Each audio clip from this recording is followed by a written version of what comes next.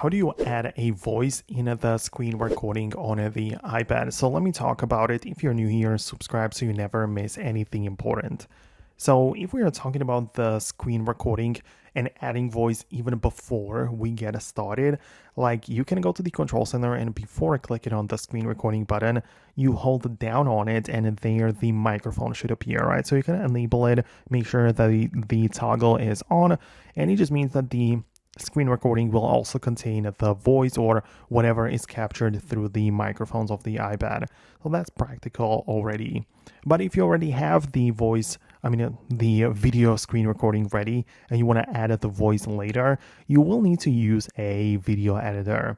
I personally like to go with the CapCut video editor where I can import the clip into the timeline, click on add audio below, and I have the ability to record it directly inside of the app, right? So I'll be able to just speak over my content. I can literally add a voiceover to the video, right? So that would work well.